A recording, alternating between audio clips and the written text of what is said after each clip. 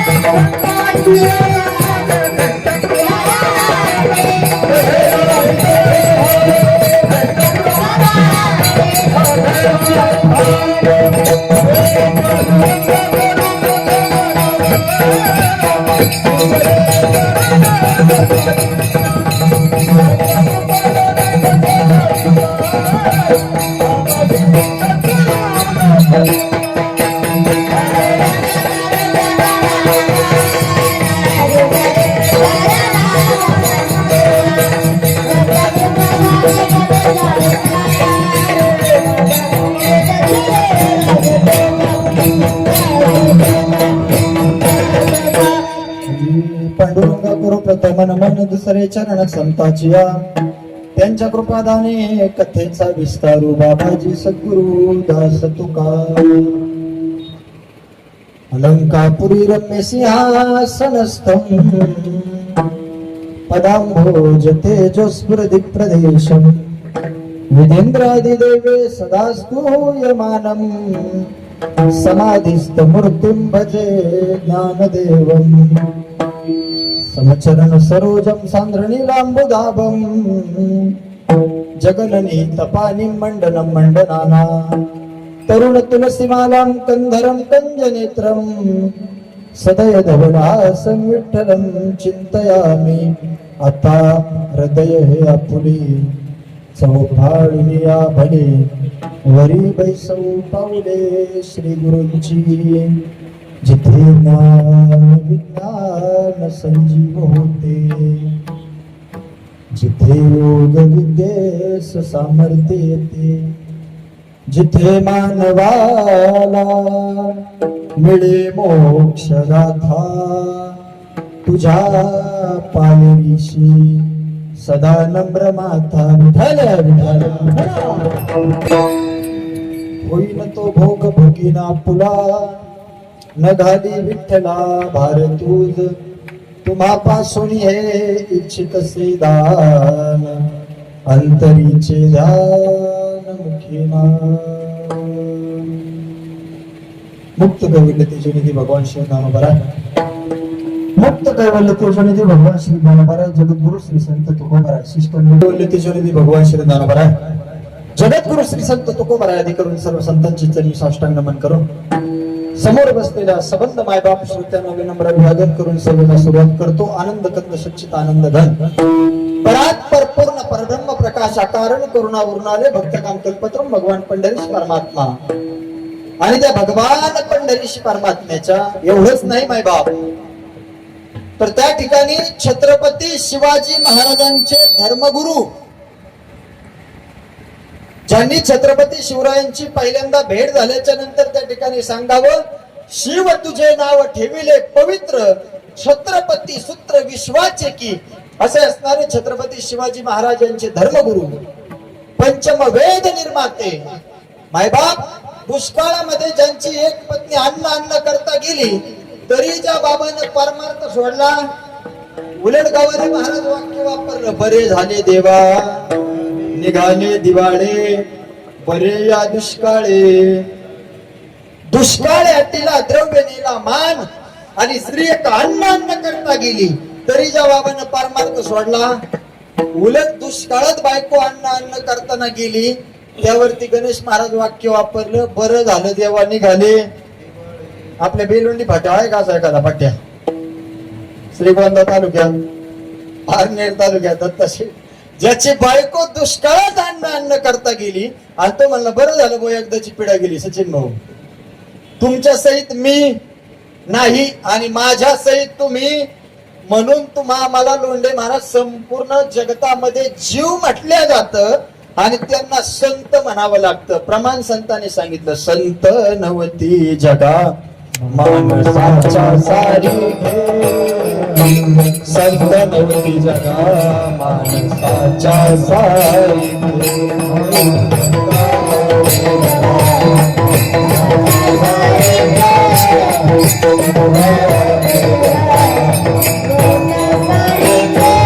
समुद्र नदी पैसा लिंगा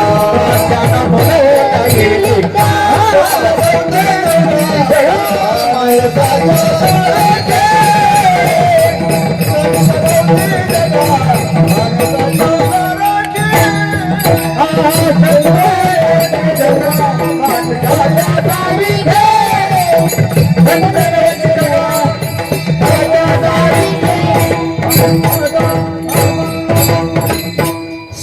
नव्हती जगा मानसाच्या सारिखे. नाहीतर लोंढे महाराज आतापर्यंत विश्वामध्ये तुकाराम नावाचे माणसं थोडे जन्माला आले का? पण प्रत्येकाला वैकुंठाला जाता आले असं झाले का? आतापर्यंत ज्ञानेश्वर नावाचे माणसं थोडे जन्माला आले का? प्रत्येकाला समाधी घेता आली का? त्याच तत्व असं आहे, आपल्यातच असतात, आपल्यासारखेच राहतात, आपल्यासारखेच बोलतात, पण त्यांना सर्वसामान्य माणूस म्हटल्या जात नाही. त्यांना काय म्हणावं लागतं? संत म्हणावं लागतं. याच्याकरता पार्श्वभूमीमध्ये उदाहरण देऊन जाईल मी आपल्याला. आपल्या शिक्रापूर जवळ दत्ता शेठ केंदूर पाबळला कान्होबा पाठक नावाचे एक संत होऊन गेले. त्यांचं नाव काय? आपल्यासारखेच सर्वसामान्य जीवनामध्ये राहतात दादा, आपल्यासारखंच वर्तन करताना दिसले तरी त्यांना काय म्हणावं लागतं? संत म्हणावं लागतं. संत कान्होबा पाठकांची ख्याती ऐकली दादा, आणि काशीचे असणारे पंडित शिक्रपूर नावाचं गाव सोडलं, केंदूर पाबळ या गावामध्ये दाखल झाले.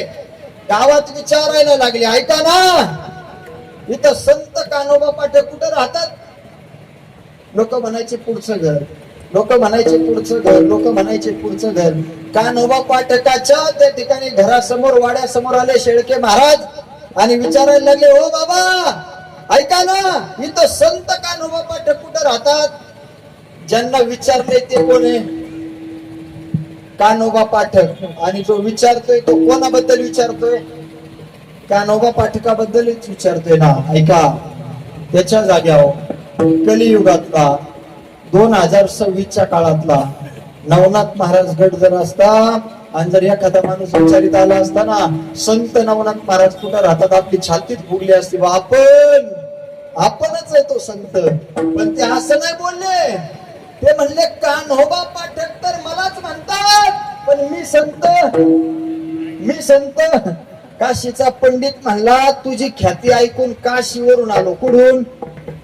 अरे सकाळ सकाळ लेकर खेळवत बसला तू, तुझी ख्याती तिथपर्यंत गेली. कारण वाऱ्या हाती माप चाले कीर्ती मुखताचे नारायण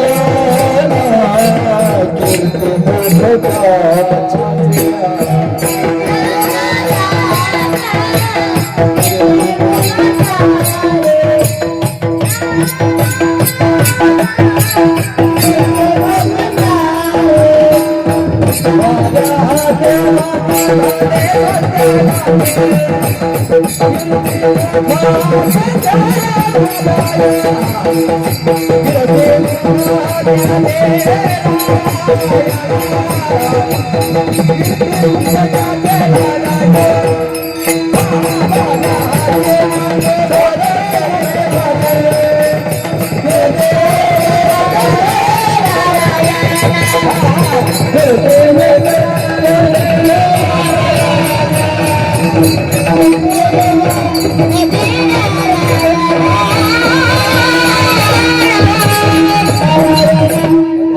वाऱ्या हाती माप चाले सज्जनाचे कीर्तिमुख त्याचे.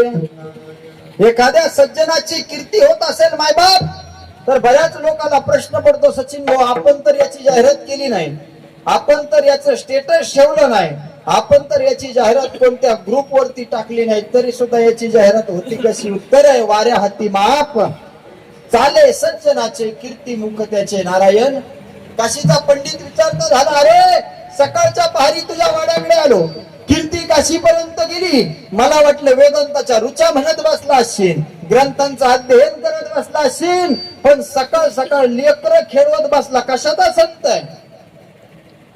कान्होबा पाठक म्हणले, लेकर आहेत मला म्हणून मी संत नाही का? मला लेकर आहेत म्हणून मी संत नाही का? तुम्हाला म्हणायचं काय? तुमच्या दृष्टीने संताची व्याख्या काय? ते म्हणले, सकाळ सकाळ लेकर खेळवत बसले, तुम्ही संत?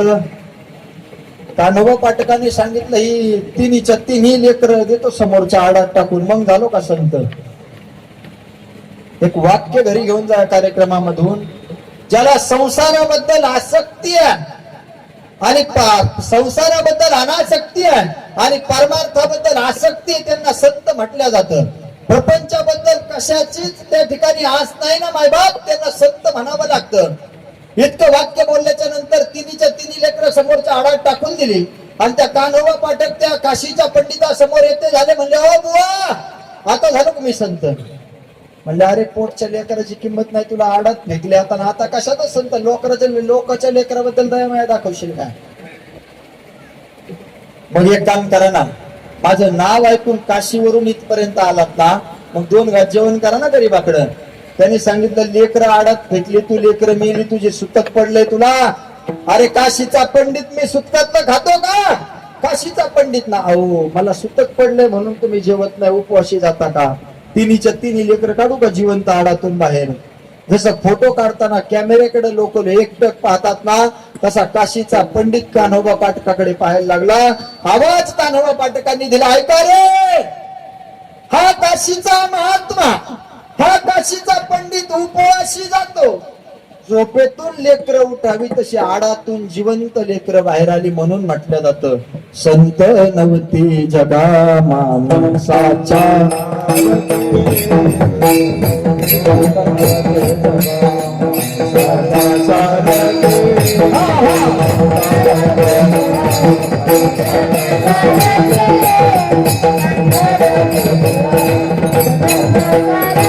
समुद्र नदी नवे पैमा, समुद्र नदी नवे पैमा, सन मनोन ये लिंगा, सन मनोन ये लिंगा.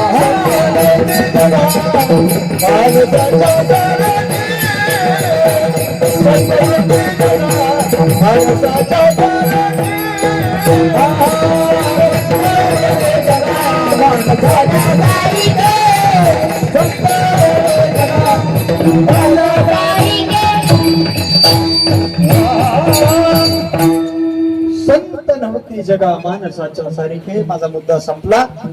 ज्यांना पोटच्या लेकरांबद्दल त्या ठिकाणी प्रेम नाही आणि ज्यांना त्या ठिकाणी दुसऱ्याच्या लेकराबद्दल सुद्धा जास्त संवेदना आहे, त्यांना काय म्हटल्या जातं? संत म्हटलं जातं. म्हणून एक सुभाषितकार फार सुंदर बोलतो, विद्वान व विजानाती विद्वत जन परिश्रमम, नाही वंद्या विजानाती गर्वी प्रसव वेदना. संत कळण्याकरता, संतांचं वलय कळण्याकरता आपण त्या वृत्तीचे असणं फार गरजेचं आहे. आपण त्या वृत्तीचे होणं फार गरजेचं आहे, तेव्हा आपल्याला काय कळतील? मग असे असणारे जे संत आहे ते 3 वेळा त्या ठिकाणी वैकुंठाला गेल्याच्या नंतर खाली आले. एक आले संताजी जगनाडेंसाठी गवारे महाराज, हे 2 आले स्वतःची मुलगी भागीरथी बाईसाठी, आणि 3 आले आमचे निळोबाराय पिंपळनेरकरांसाठी. गेलेला व्यक्ती परत येत नाही. वाक्य घरी घेऊन जा कार्यक्रमातून. चमत्कार करतात ते संतच असतात असं, आणि संतांना चमत्कार येतच नाही असं सुद्धा नाही. नाहीतर प्रत्येक चमत्कार करणारे काय झाले असते? जेलला तरी गेले असते का? यादी बघून घ्या. विठ्ठल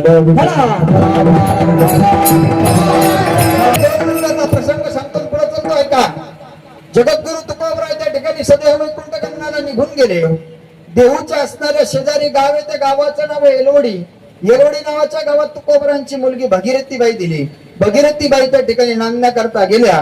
दररोज देहूत असणारी एक माळीनबाई गवारे महाराज, दररोज तिने ते एलोडी नावाच्या गावात जायचं आणि दररोज आपलं माळ विकायचं. दररोज भगीरथीबाईने तिला विचारायचं, रात्री माझ्या बाबानं कसं कीर्तन केलं? दररोज त्या माळीनबाईनं भगीरथीबाईला दररोज सांगायचं, तुझ्या बाबानं असं असं कीर्तन, पवार महाराज असं असं कीर्तन केलं. दररोज सांगायचं. एक दिवशी माळीनबाईला भगीरथीबाईने विचारलं, रात्री माझ्या बाबानं कसं कीर्तन केलं? माळीनबाईनं पाठी खाली ठेवली, त्या ठिकाणी असणारा पदर डोळ्याला लावला आणि माळीनबाई ढळढसा रडायला लागली. माळीनबाई ढळढसा रडायला लागल्याच्या नंतर सिस्टम परत एकदा बिघडलं, थोडं व्यवस्थित लागली. आता असंच ठेव शेवटपर्यंत.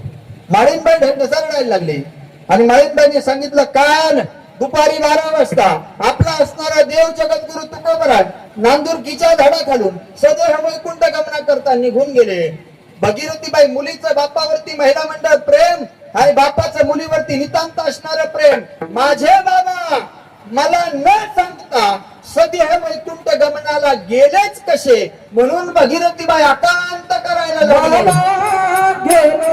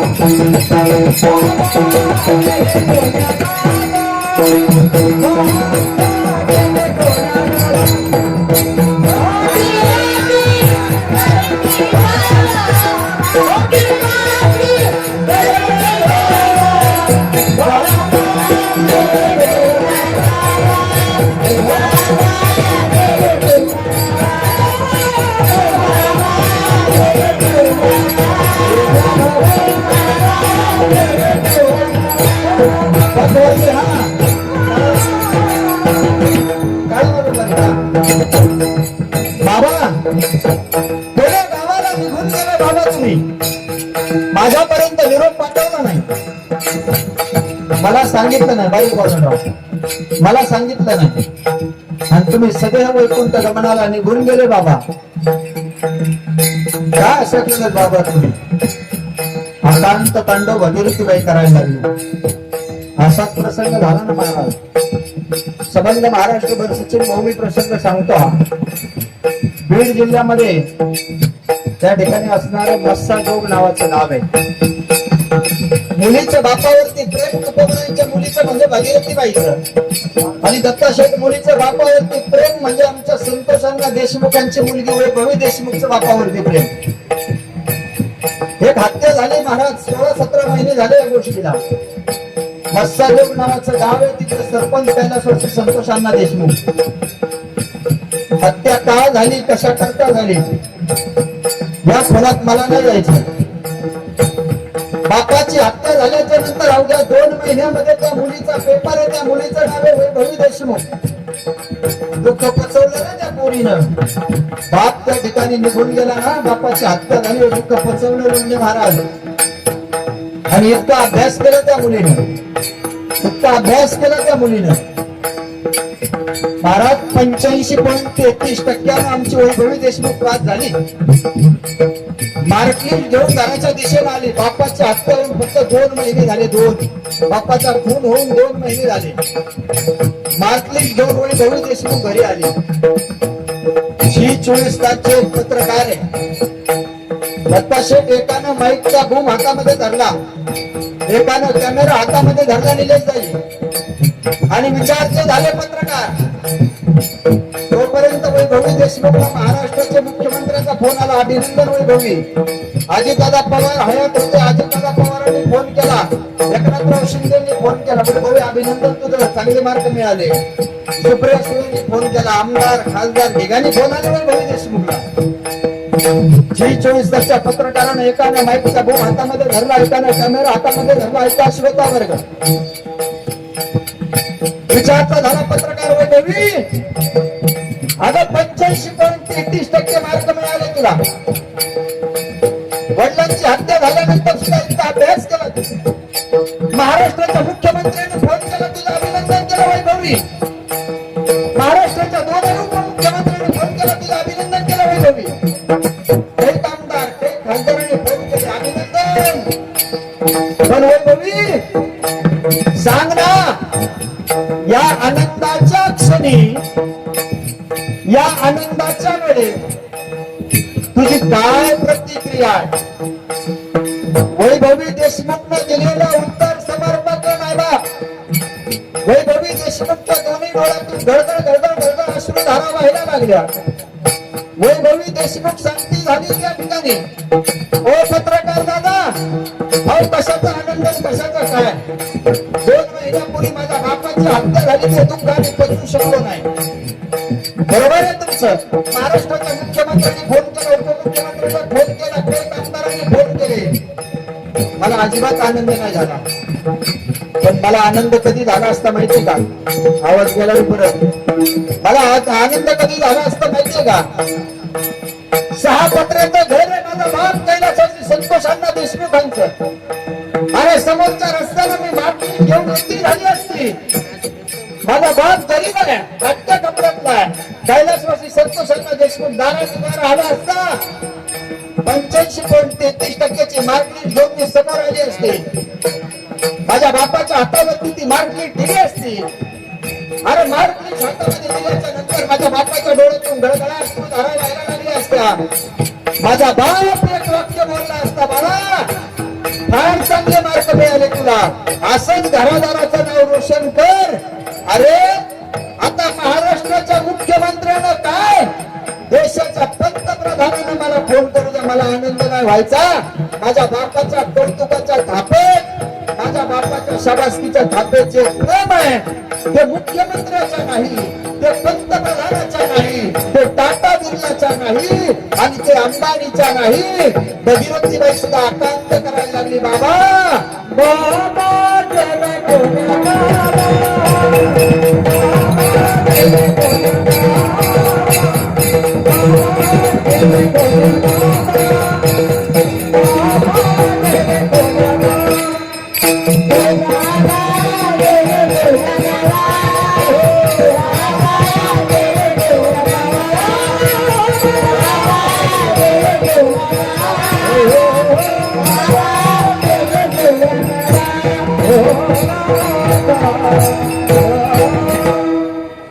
बाबा गेले कमण्या गावा आणि भगीरथी करी धावा.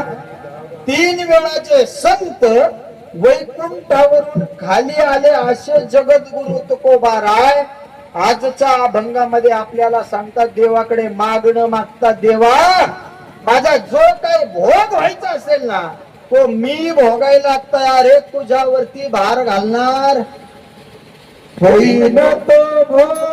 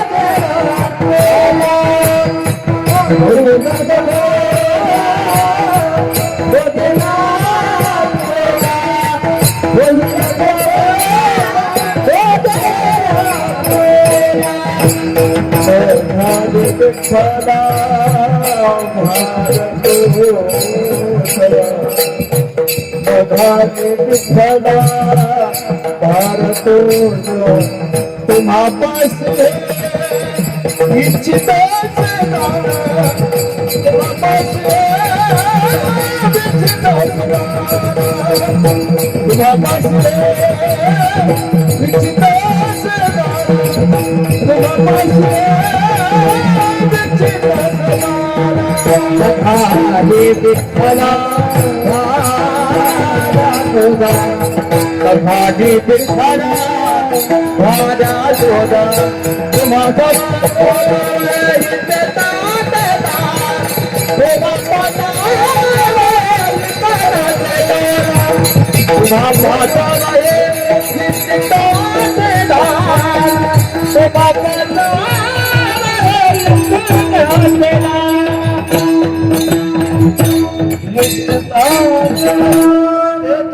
वर्णन करून सांगतात, होईल तो भोग भोगीना आपुला न घाली विठ्ठला भार तुझ, तुम्हापासून हे इच्छितसे दान अंतरीचे दान मुखी नाम. तसं तर लोंढे महाराज संप्रदायामध्ये तुकोबराय बोलतात, काही मागणे हे आम्हा अनुचित आणि वडिलांची रीत, आम्ही काहीच मागणं मागणार नाही, पण देवा जो भोग माझा भोगायचा आहे तो मी घ्यायला तयार आहे, तुझ्यावरती भार घालणार. देवही जरी प्रसन्न झाला तरी काय मागावं याची काय पाहिजे, काय पाहिजे, अक्कल पाहिजे महाराज. देव प्रसन्न झाल्याच्या नंतर दत्तशेठ संदीप दादा ते पूर्वीच्या काळी छत्रपती शिवाजी महाराजांच्या काळात कराड प्रांत होतं, त्या प्रांताला नावच होतं कराड प्रांत. छत्रपती शिवाजी महाराज एकाला प्रसन्न झाले म्हणजे तिथपर्यंत आले आणि आल्याच्या नंतर त्या ठिकाणी त्याला एकाला मागणं मागायला लावलं. तो दृष्टांत मला सांगायचा आहे. प्रसन्न राजा जरी झाला तर आपण काय मागतो आपल्या त्या ठिकाणी मेंटॅलिटी वरती अवलंबून आहे का. कराड नावाच्या प्रांताकडे छत्रपती शिवाजी महाराज घोडेसवारी करता करता गेले. सैन्य एका बाजूला, छत्रपती शिवराय एका बाजूला आहे आणि एक मायमाऊली त्या रानामध्ये त्या ठिकाणी शेतीचं काम करत बसली होती. छत्रपतींना दुपारच्या रखरखत्या उन्हामध्ये तहान लागली गवारे महाराज. आणि तहान लागल्याच्या नंतर छत्रपतींना म्हटलं आता इथं जवळ पुढे पाणी भेटतंय का पाहावं, पाणी प्यावं आणि चैत्र महिन्यातल्या रखरखत्या उन्हामध्ये आपली तृष्णा भागवावी म्हणजे त्या ठिकाणी पाणी प्यावं. त्या मायमाऊलीपर्यंत छत्रपती शिवाजी महाराज गेले. मायमाऊलीचं दर्शन केलं. महाराष्ट्राचे धनी म्हणजे छत्रपती शिवाजी महाराज त्या मायमाऊलीला म्हणले, माऊली कोण्या गावच्या तुम्ही मला माहित नाही, इथं काय काम करण्याकरता आल्या मला माहित नाही, आपली ओळख नाही, आपला परिचय नाही, पण ऐका ना मला त्या ठिकाणी फार तहान लागली, मला पाणी मिळेल काय. मायमाऊली सुसंस्कृत घराण्यातली होती. सुशिक्षित वेगळी आणि सुसंस्कृत. ज्यांच्या घरी गेल्याच्या नंतर विचारलं जातं घेता काही चहा, तो घराणा सुशिक्षित.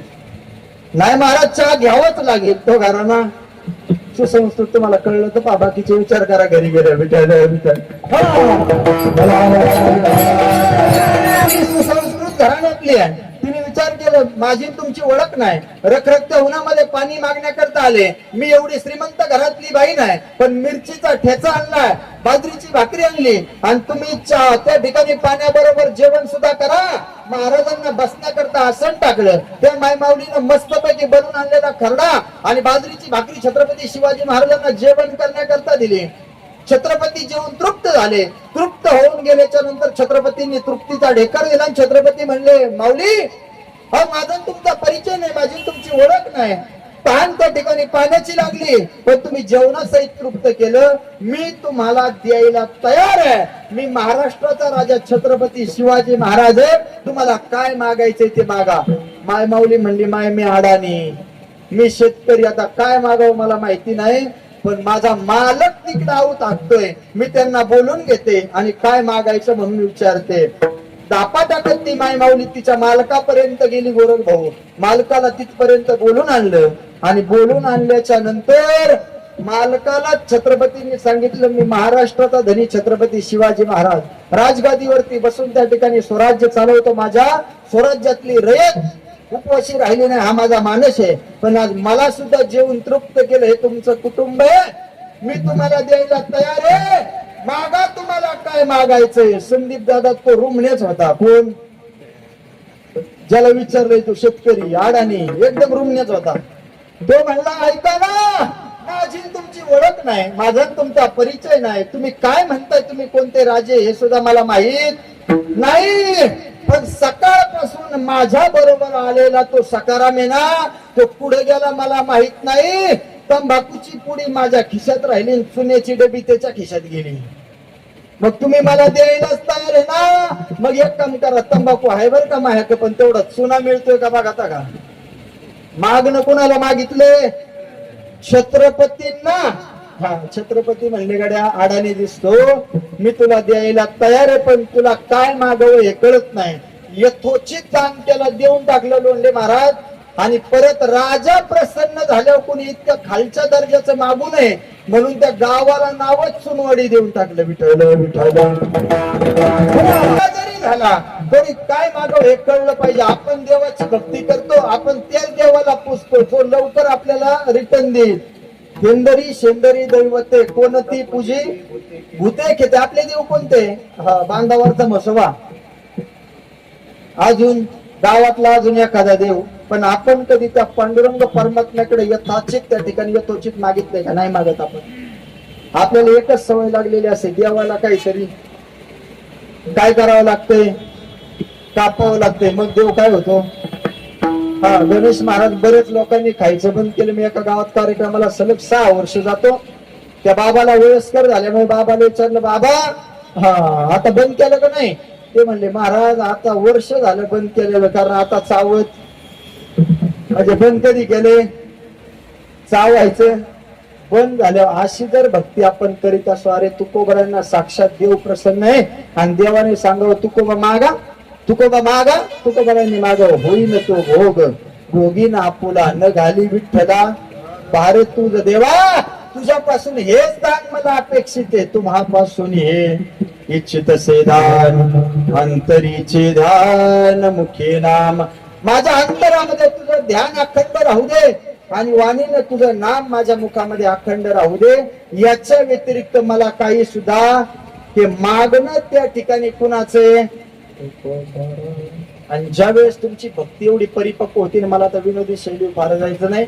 सांप्रदायिक ऐकणारी मंडळी या सगळे समोर बसा. सांप्रदायिक ऐकणारी मंडळी तुम्ही या ठिकाणी सगळे उपस्थित आहे, पण ऐका बार काही ना. महाभारतामध्ये द्रौपदीच्या वस्त्रहरणाच्या टायमाला सगळ्यांची मदत घेण्याचा प्रयत्न संदीप दादा द्रौपदीने केला. ज्या वेळेस द्रौपदी त्या ठिकाणी हरल्या गेली, नालायक दुःशासनाला दुर्योधनाने त्या ठिकाणी पाठवलं. दुःशासन जा आणि द्रौपदीला भर सभेत त्या ठिकाणी घेऊन ये. द्रौपदी माता रजस्वाला असताना नालायक दुःशासन तिथपर्यंत गेला, केसामध्ये हात घातला द्रौपदीच्या आणि द्रौपदीला ओढीत त्या ठिकाणी आणलं. द्रौपदी पांचाली सभे माझी आणली वस्त्रे हरण वस्त्रे कैसी झाली माऊली आणण्याप्रमाणे द्रौपदीला त्या ठिकाणी भर सभेत आणण्यात आलं. दृष्टांचं अन्न खाऊ नये दादा. एकदा जर फक्त त्या ठिकाणी भीष्माचार्याने धनुष्य उचलला असता, निलेश दाजीने एकच वाक्य बोलले असते, दुःशासन पाठीमागं होय, नाहीतर एका बाणात तुझं मस्तक उडेल. त्याच्या बापाची हिंमत झाली नसती. पण संत महात्मे सांगतात, सज्जना संगती करावा उपवास आणि दुर्जनाचा गोड घास खाऊ नये. या न्यायाप्रमाणे दृष्टाचं अन्न खाल्लं होतं, त्यांना काही बोलता आलं नाही. द्रौपदी मातेला त्या ठिकाणी भर सभेत आणलं, वस्त्र त्या ठिकाणी ओढायला चालू केले माय बापानो.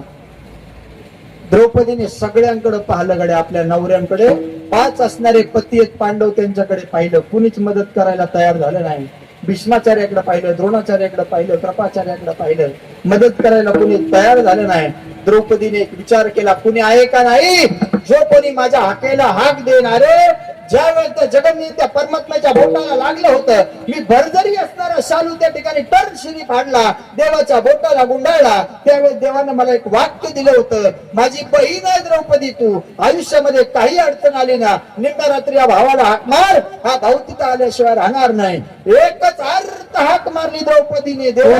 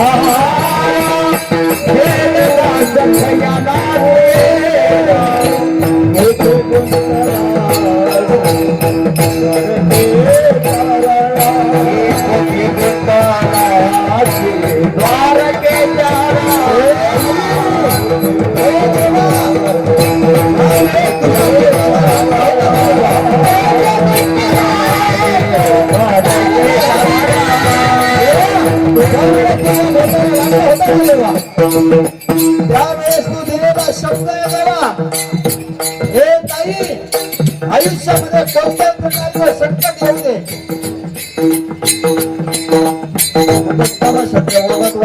शब्द देवा, संकट आल्याच्या नंतर निम्म्या रात्रीला धावून ये म्हणून सांगितलंय. हे देवा, मी कृपाचार्यांकडे पाहला देवा, द्रोणाचार्यांकडे पाहला देवा, भीष्माचार्यांकडे पाहला देवा, ते यायला तयार झाले नाही. शेवटचा टायमाचा प्रसंग आहे देवा. अरे तू सोडून मला मदतीला कोण येईल का नाही याची शाश्वती नाही देवा, तुला यावं लागेल देवा. माय बाप, नारी बीच सारी है या सारी बीच नारी है, नारी ही नारी है या सारी ही सारी है. दुःशासनाच्या बापाला कळलं नाही, साडी द्रौपदी का द्रौपदी साडी. माझा जगन्नियंता परमात्मा वस्त्राच्या रूपाने त्या ठिकाणी धावून आला. ही असणारी ताकद आहे. कधीतरी संकट आपल्यावरती असावं आणि काळजी त्या देवाला पडावी. द्रौपदी सांगते, ओठे गुंजला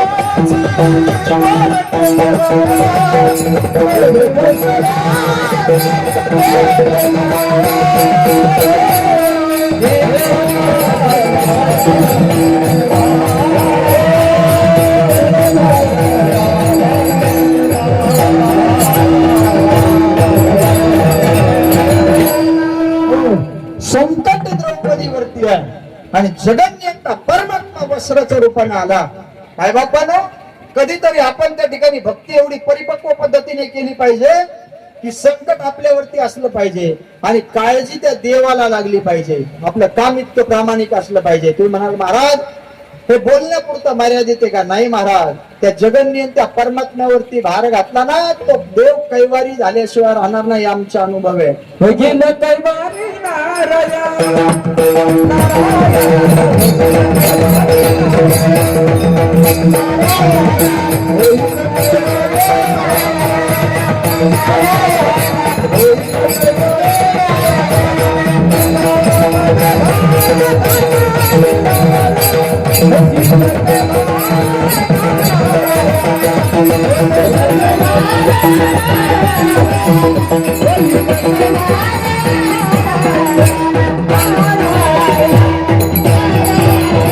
तुम्ही देवावरती भार घाला, देव तुमचं संकट हारल्याशिवाय राहणार नाही. तुम्ही धर्माच्या कामासाठी उभे राहा, धर्म तुमचं रक्षण केल्याशिवाय राहणार नाही. ऐका माय बापांनो, धर्माचं कार्य करत होते मावळे. धर्माचं कार्य करत असल्याच्या नंतर त्या ठिकाणी बाजी घोडखिंडीमध्ये उभा राहायचा. आणि छत्रपती शिवरायांना बाजीप्रभू देशपांडे सांगायचा, राजा तुम्ही त्या ठिकाणी समरगडावरती जाईपर्यंत आणि तोफांचे बार होईपर्यंत हा बाजी खिंड सोडणार नाही. काम धर्माचं करीत होते. संकट निवारण करण्याचं काम तो जगन्यंता परमात्मा करीत होता. धर्माच्या बाबतीत तुम्ही त्या ठिकाणी उभे राहा. आपण सहज म्हणतो धर्मो रक्षती रक्षिता. जो धर्माचं रक्षण करण्याकरता उभा राहील, धर्म त्याच्या पाठीमागे रक्षण केल्याशिवाय राहणार. पण आपल्याला आनंद फक्त एकाच गोष्टीत आहे बुवा, आपण किती लोकांना फसवण्यात यशस्वी झालो. हा आनंद कोणाला आहे लोंढे महाराज? आपण किती लोकांना फसवण्यात यशस्वी झालो. अरे कधी कधी गरीब माणूस सुद्धा श्रीमंताला फसवू शकतो. कधी कधी बारीक पोरग सुद्धा मोठ्याला फसवू शकतो. कधीतरी खेड्यात राहणारा माणूस सुद्धा शहरात राहणाऱ्याला फसवू शकतो. महाराज याच्या करता मी उदाहरण देत आलो महाराष्ट्रभर लोकांना. ऐका, पाऊसच पडेना. जूनचा महिना झाला, जुलै गेला, दत्तशेठ संदीप दादा ऑगस्टही लागला पण पाऊसच पडेना. गावातल्या 3 माणसांनी मारुतीच्या मंदिरासमोर बसल्याच्या नंतर गवारे महाराज एक निश्चय केला, पण केला, स्वामी आता आपण एक काम करू, आपण तीर्थयात्रा करू. पण तिघांच्यात कोण कोण होतं माहितीये का? एक होता मुसलमान समाजाचा माणूस, एक होता मारवाडी शेठ आणि एक होता अडाणी शेतकरी. तिघजण बसले, म्हणले आपण तीर्थयात्रा करू. आणि त्या ठिकाणी तीर्थयात्रेला शेळके महाराज निघू. म्हणजे आपल्याला नाही निघायचं पण त्या तिघांचा प्लॅन झाला. आपण तीर्थयात्रा करण्याकरता निघू. तिघजण निघाले महाराज. पहिल्या दिवशी विदुषेठ तीर्थयात्रेला निघाल्याच्या नंतर त्यांनी असा नियम केला. मारवाडी शेठ म्हणजे मी असं ऐकलंय तीर्थयात्रेला गेल्याच्या नंतर कमी खावं लागतं. आता आपण 5-5 रोट्या खातो, आपला विषय वेगळा. ज्याला कळलं त्याला कळलं, बाकीचा विचार घरी गेल्यावर करत असताना मारवाडी शेठ म्हणलं कमी खावं लागतं. मी कुठेतरी ऐकलंय, मी कुठेतरी वाचलंय. म्हणलं ठीक आहे. पहिल्या दिवशी 1/2 किलो तांदळाचा भात शिजवला महाराज. किती जणांच्यात? 3 जणांच्यात. आता जो शेतकरी होता त्याने विचार केला, हा मी जर आवताव गेलो आणि मी मंडळी जर जेवण घेऊन आली तर मी 3 भाकरी बशी बनवलेलं किती. आणि 1/2 किलो तांदळात 3 जण म्हणजे बोंबलं ना काम. पण पहिल्या दिवशी 1/2 किलो तांदळाचा भात दोघांना सचिन भाऊ झोप लागली. पण शेतकऱ्याला झोपच लागणार ना. या कुशीहून त्या कुशीहून त्या कुशीहून त्या कुशीहून त्यांनी सकाळपर्यंत संदीप दादा वाट पाहिली गाड्या. आणि सकाळच्या पारी आपली पिशवी उचलली, पाठीव टाकली आणि म्हणला आम्ही जातो आमच्या गावात, आमचा राम राम घ्यावा. बाकीचे म्हणले झालं काय? म्हणले मी 3 भाकरी खाणारा माणूस, मला 1/2 किलो तांदळाच्या भातावरती घालला, आपल्याला बसवलं, आपल्याला जमणार. बाकीचे 2 जण म्हणले अरे संगती पंगती देवा सवे घडे. देवाच्या मागणीसाठी आपण चाललोय, देवाच्या प्राप्तीसाठी चाललोय आणि त्या ठिकाणी तीर्थयात्रेत चाललोय ना. आज आपण पर्याय करू, आज 1 किलो तांदळाचा भात शिजू. किती किलोचा स्वामी? 1 किलोचा. दुसऱ्या दिवशी 1 किलो तांदळाचा गणेश महाराज भात शिजवण्यात आला. नियम असा ठरला, भात शिजायला घालायचा आणि 3घांनी झोपायचं. दत्ताशी शिजायला भात घालायचा आणि 3घांनी झोपायचं. ज्याचं सगळ्यात चांगलं स्वप्न त्याने सगळ्यात जास्त भात खायचा. नियम कोणाचा ठरलाय तुम्ही ऐकत नाही सगळे. पण ज्याचं स्वप्न चांगलं त्यांनी काय करायचं? भात किती खायचा? जास्त खायचा. 3घही झोपले. झोपल्याच्या नंतरचा प्रसंग असा झाला, शेतकऱ्याला आदल्या दिवशीची भूक लागलेली होती. हे 2 पडले असेच झोपले शेळके महाराज. पण शेतकऱ्याला झोप आली तो ह्या खुश होऊन त्या खुश होऊन त्या खुश होऊन त्या खुश भाताचा इतका सुंदर वास सुटला होता माय मावल्यानं. त्याच्यात त्यांनी सुंदर पद्धतीचा कढीपत्ता टाकला होता, अशा कापून मिरच्या टाकल्या होत्या, तडका दिला होता महाराज त्याने त्या ठिकाणी जिरी मोहरीचा, एकदम सुंदर. तेलही चांगलं टाकलं होतं. बरं तांदूळ हलका कुपनाचा वापरला नव्हता, 110 रुपये किलोचा बासमती तांदळाचा. मी तिथंच होतो म्हणून मला माहिती, बाकी काय. आणि असा सुंदर वास त्या भाताचा सुटला होता. श्रोता वर्ग, शेतकऱ्याला भूक लागली. हे दोघं जाम झोपलेले पाहिल्याच्या नंतर शेतकरी गवारे महाराज पातेल्याजवळ आला. भूक लागलेली आदल्या दिवशी अख्खा 1 किलो तांदळाचा भात हाणला कोणी, आणि परत जाऊन झोपला. जसं काय मी काही केलंच. हा, पण हे दोघ जण नैसर्गिक उठले ना झोपेतून. आता झोपेचं सोंग घेतलेलं उठवणं लय अवघड आहे महाराज. जो ओरिजिनल झोपला ना त्याला उठवणं लय सोपं आहे, पण ज्यानं सोंग घेतलंय ना ते फार अवघड काम आहे. हे दोघ जण त्याला उठवायचे. कोणाला? ए उठ ना. तो म्हणत ए झोप लागली झोपू दे रे. अरे उठ ना. ए झोप लागली झोपू दे रे. अरे म्हणलं उठ ना, भात शिजून ओके झाले. तो म्हणला आता भाताचं काय झालंय मलाच माहिती. हे दोघ जण उठून बसले होते. तोही डोळे चोळीत चोळीत नेले जायची उठला. आणि हे म्हणले आता एक काम करा, आपले काय ठरले, ज्याचं सगळ्यात चांगलं स्वप्न त्यानं काय करायचा, जाग भात खायचा. शेतकरी म्हणला मी अडाणी शेतकरी भाऊ, आपलं स्वप्न लय मोठं नाही ना आपला देव सुद्धा लय मोठा, तुमच्यापासून चालू करा, मग मी बघतो म्हणला शेवटच्या टायमाला. पहिल्यांदा मारवाडी शेठला म्हणले सांगा बरं तुमचं स्वप्न. शेठ म्हणले आम्ही पैशावाले, करोडो रुपयात आमची प्रॉपर्टी, आमचा देव त्या ठिकाणी केदारनाथ बद्रीनाथ. मी जसा झोपलो तशी मला झोप लागली. मी थेट केदारनाथला गेलो.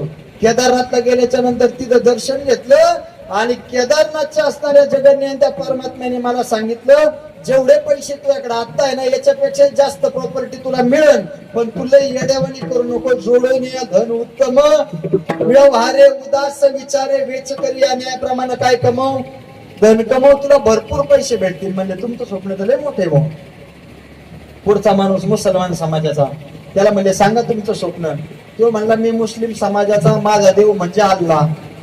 मैं सोया और सोने के बाद मैं 7 आसमान के ऊपर था, मेरा अल्लाह मुझे बोला तू जितना अमीर है उससे भी ज्यादा अमीर बन जाएगा, लेकिन तू अंडी इकायचं कमी कर. तुम्हाला नाही कळलं का? दुसरा असा हलकट व्यवसाय तू करू नको. शेतकऱ्याला म्हणले सांगा बरं तुमचं स्वप्न. तो म्हणला माझं स्वप्न मी म्हणजे गरीब, मी बद्रीनाथला गेलो नाही, केदारनाथला गेलो नाही, 7 आसमानच्या उपर राहिलो नाही, मी गरीब माणूस. माझा देव म्हणजे आपल्या गावातला मारुती, येशीच्या बाहेरचा मारुती. मी जे झोपलो ते मारुती गदा घेऊनच माझ्यापाशी येऊन उभा राहिला. मला म्हणला उठ. म्हणलं मला कळलं ना तुमच्या दोघांपैकी कोण आहे काय, म्हणून मी गडबडीत उठलो गड्या. आणि मारुतीनं गदा उगारली माझ्या, आणि मला मारुती म्हणले उठ हा भात. तर भात शिजून ओके झाला. मला मारुती म्हणला खा भात. मी जे उठलो पातेल्याजवळ गेलो, भात खायला चालू केला. मला तुमच्या दोघांवरती दया आलीच होती आणि मी तुम्हाला ठेवणारच होतो भात राहिलेला, पण मारुतीने मला सांगितलं सगळा खातो का टाकू का दा. म्हणलं त्याच्यामुळे मला सगळा भात खावा लागला. मग हे दोघं म्हणले सगळा हाण लागताय. म्हणले हा सगळा हाणला. कधी कधी गरीब माणूस सुद्धा श्रीमंताला फसवू शकतो. आपण असं समजायचं नाही आपण लई शहाणे, आपल्यालाच कळतं बाकीच्याला काय कळत नाही. पण त्या देवावरती सुद्धा सत्ता प्राप्त करता येते. त्याचं भजन केल्याच्या नंतर तो देव प्राप्त होतो. काय करावं लागतं? त्याचं भजन करावं लागतं. मग कोणत्या भजनाने तो देव जवळ येतो आणि कोणत्या भजनाने आपल्याला प्राप्त होतोय मला माहितीये. एकदा सुंदर मोठ्या प्रेमाने हातवर करून भजन करा. म्हणजे राहिलेला वाक्य घ्या, सगळ्यांनी हातवर घ्या.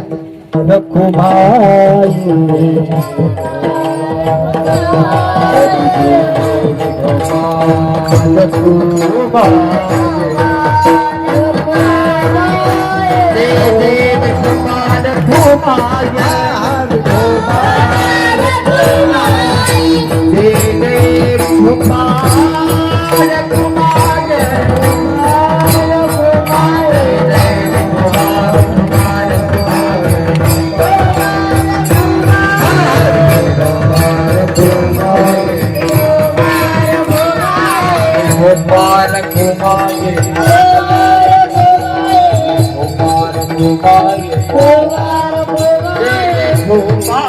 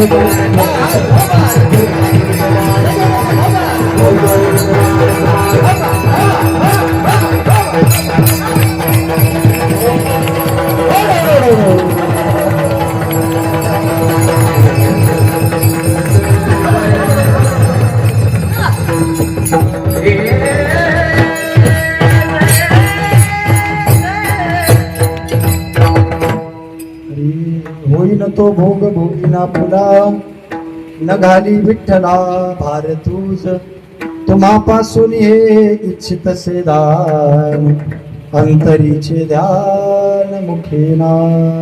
त्याचे हाराचे वैशिष्ट्य निधीची वेगळं आहे.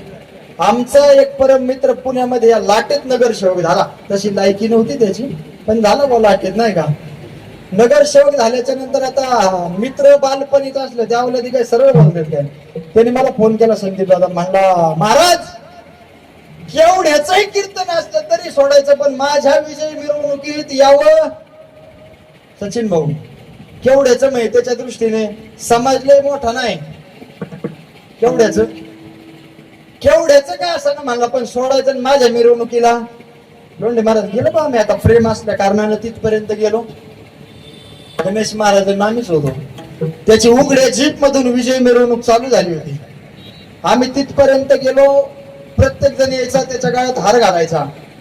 तो असा हार घ्यायचा ना असा फेकायचा, असा हार घ्यायचा ना असा फेकायचा. एक पाहिला, दोन पाहिले, तीन पाहिले, संदीप दादा दत्तशेठ 4 पाहिले. आमच्या समोर त्यानं 150 हार फेकले बॉशेल. आता मला राहुलच नाही महाराज, कारण आपलं खरं बोलणं असं. तू का म्हणे सत्य सांगू येते ते. मी त्याला म्हणलं नाम्या, आता लोकांसाठी नामदेव शेट होता बनवा मित्र ना. मी म्हणलं नाम्या, अरे मजा आहे गड्या तुझी. एखादं कीर्तन एखाद्या गावात केलं तर 1 हार, प्रेमाची माणसं भेटली तर 2-2, 3-3 हार, लईच प्रेमाची असली तर 5-7 हार आमच्या गळ्यात पडते. पण एकदा नगरसेवक झाला तू आणि माझ्या समोर 150 हार तुझ्या गळ्यात पडले गो. मग आमच्या आधी किती पडले. त्यांनी मला असं कडलं घेतलं, म्हणलं इकडे तुला सांगतो. माझ्या कानात त्यानं हळूच करी सांगितलं अंतरीचे गुण. मला म्हणला इकडे तुला सांगतो, सकाळी खिशातून 500 हाराचे पैसे दिलेत. किती? तवा 250 गळ्यात पडल्यात. मग मी आता त्याला बघतो जो 500 हाराचे पैसे घेऊन गेला, मग 250 हाराचे गेले कुठं. म्हणजे हे काय मी पैसे देऊन नाही आले. म्हणजे तुम्ही आमच्या नागपुडीत बोट घालायला तयार होता. विठ्ठल विठ्ठल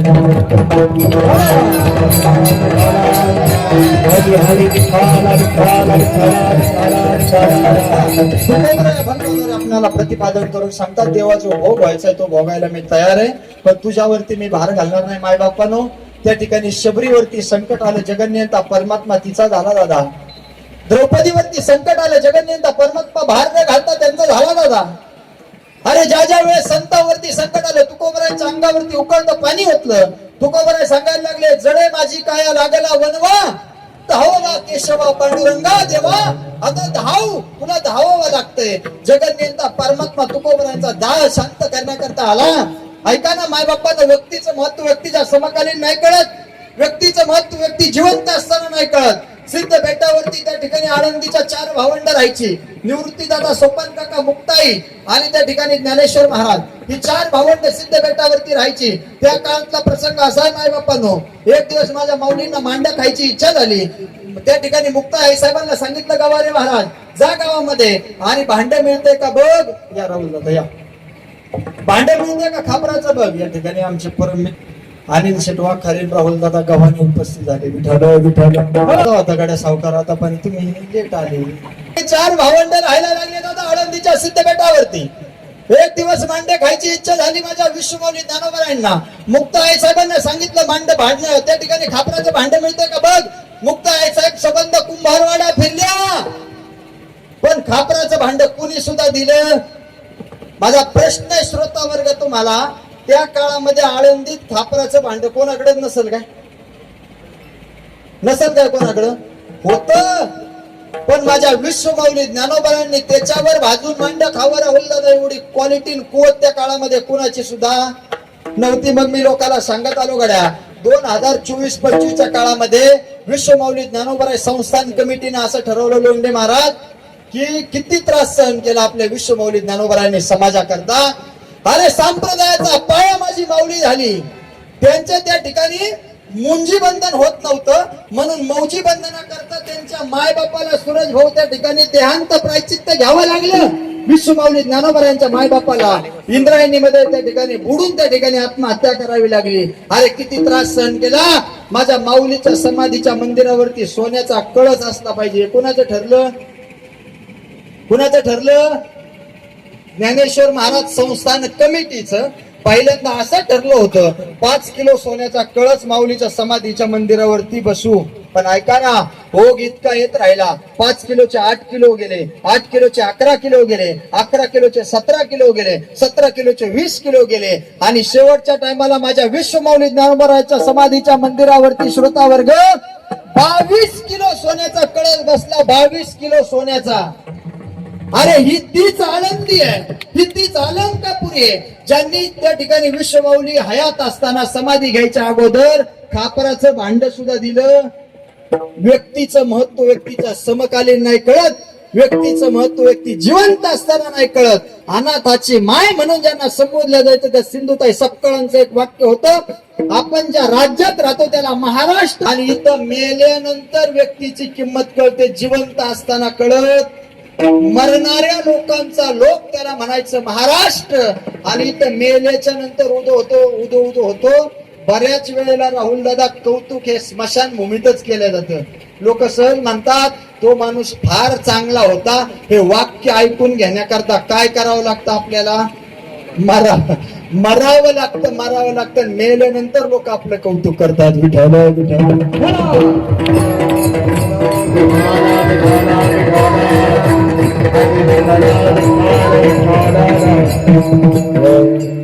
वयामानाने मला नाही जाणवलं. अभंगाचा संपूर्ण सार असा आहे की आपल्यावरती संकट आलं ना, देवावरती भार घालण्यापेक्षा तो जगन्नियंता परमात्मा आपला कैवारी झाल्याशिवाय राहणार नाही. फक्त आपण काय केलं पाहिजे? त्या देवावरती काय घातला पाहिजे? भार घालायचं सोडून भक्ती केली पाहिजे. अभंगाच्या दुसऱ्याकडे त्या ठिकाणी तुकोबरा बोलतो,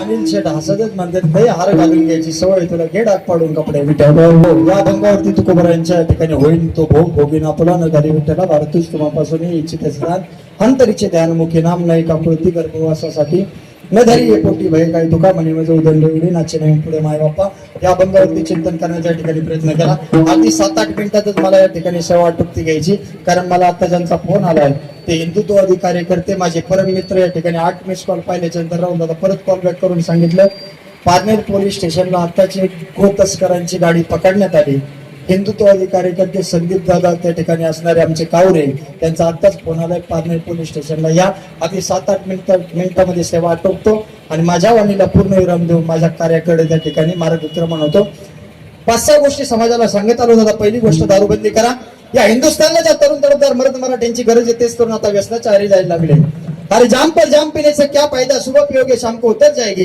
लेकिन एक बार तू हरिनाम का प्याला तो पीता देख तेरी जिंदगी सुधर जाएगी पहिली गोष्ट दारूबंदी करा दुसरी गोष्ट गावागावात हरिनाम सप्ते करा शास्त्रांची 9 प्रकारची भक्ती सांगितली त्यात नंबर 1 ची भक्ती श्रवण भक्ती नाही तर बसू द्या बाहेर बसल्याच्या नंतर एखाद्याच्या कानावरती नाम गेलं ना त्याचा उद्धार झाल्याशिवाय राहणार नाही म्हणून नंबर 2 गावागावात हरिनाम सप्ते करा पण महाराष्ट्रातलं भीषण वास्तव ज्याच्या बाप्पाला वाटत आहे गावात नामयज्ञ नाम सोहळा सप्ताह झाला पाहिजे त्याच्याच पोरला वाटत आहे गावात 1,20,000 रुपये देऊन गौतमी पाटलाचा कार्यक्रम आला पाहिजे ते महाराष्ट्रातलं भीषण वास्तव आहे नंबर 3 आपल्या धर्माचं रक्षण करा आपला हिंदू धर्म एवढा श्रेष्ठ आहे हिंदू धर्म एवढा बलवान आहे परक्यांनी सुद्धा लिहून ठेवली अशी हिंदू धर्माची आख्यायिका आहे अरे त्या औरंग्याची बायको होती औरंग्याची आणि ती औरंग्याला सांगत होती आलमगिराची बेगम सांगते आलमगिरा शिवाजी असेल सूर्य तर संभाजी चांद तारा पण चंद्रावरती डाग आहे संभाजी बेदाग आहे आलमगीर जरा जपून कारण संभाजी सह्याद्रीचा वाघ आहे 5 मिनिटात गाडी फिरून गेले लगेच जर कोण असेल ना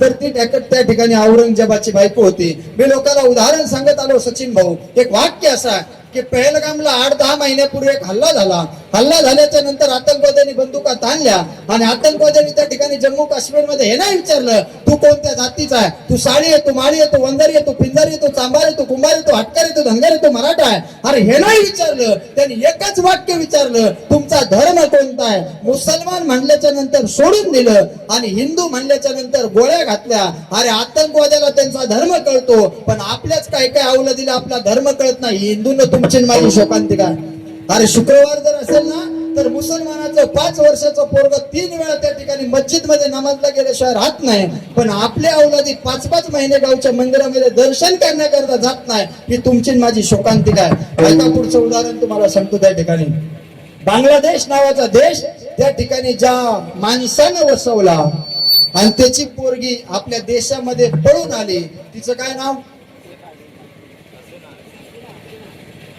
शेख वा वा वा तिचं नाव शेख हसीनाच्या बापानं बांगलादेश नावाचा देश निलेशदाजी त्या ठिकाणी वसवला सचिन भाऊ जवळपास असणारे सुरेशदादा पलीकडचे हिंदुत्ववादी सगळे कार्यकर्ते बारकाईने आहे का अरे शेख हसीनाच्या बापानं बांगलादेश नावाचा देश हिंदुस्थानातून वेगळा करून त्याने त्या ठिकाणी त्याची स्थापना केली पण ज्यावेळेस प्रसंग बाका झाला या अवलादींनी ज्यानं त्या ठिकाणी बांगलादेश नावाचा देश वसवला, त्याचे पुतळे जेसीबीने संदीप दादा पाडले, त्याच्यावरती लघवी केली आणि त्या पुतळ्याची विटंबना केली. शेवटी ज्याच्या बापाला देश वसवला ना अनिल शेठ, त्याच्या पुरीला आपल्या हिंदुस्थानात पळून यावं लागलं. ती लोक ज्यानं देश वसवला त्याच्या बाबतीत एवढी प्रामाणिक असतील तर विचार करा तुमच्या माझ्या बाबतीत किती प्रामाणिक राहणार आहे.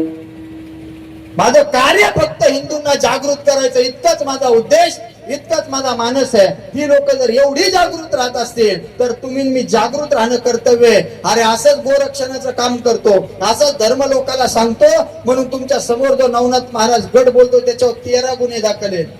त्या ठिकाणी राहुल दादा 13 गुन्हे. अरे आम्हाला कुटुंब आहेत रे, आम्हाला लेकरं बाळ आहे, पण हे धर्म कार्याच्या बाबतीत कुणाला तरी वाहून घ्यावा लागणार आहे आणि त्याच्यानंतर हे धर्म कार्य त्या ठिकाणी पुढे जाणार आहे. चौथा आणि अति महत्वाचा मुद्दा, गोमातेची सेवा करा. गव्हाचे क्या नाता आहे, गव्हा हमारी माता आहे. गाय जर तुमची माझी माय असेल तर याच हिंदुस्थानी 40,000 कत्तलखाने, एक गाय जर कापायला जात असेल तर 40,000 गायी त्या ठिकाणी कापल्या जातात. हिंदूंनो ही तुमची माझी शोकांतिका आहे. आजच्या ठिकाणी गायनाचार्य मंडळी, आमचे गणेश महाराज, तुषार महाराज पाबळेंचं कीर्तन झाल्याच्या नंतर आम्ही आपल्या गोशाळेवरती गेलो होतो. गोशाळेच्या विस्तारीकरणासाठी भरपूर महाराष्ट्रातून ओघ चालू आहे.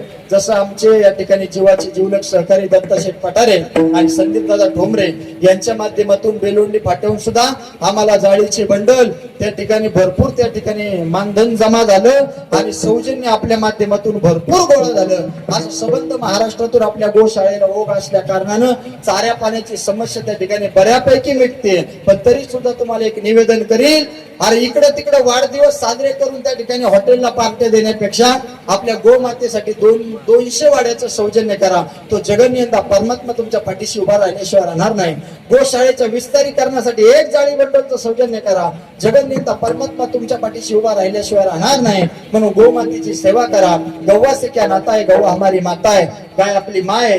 अरे रस्त्यावरती उभं राहून तर गोरक्षणाचं काम आम्ही करतोच, पण कदाचित आपली गाडी जरी राहुल दादा रस्त्यावरती असते ना तरी गोतस्करी त्या रोडनी होत नाही. हे आपण कार्यक्रम करीत असल्याचं सार आहे.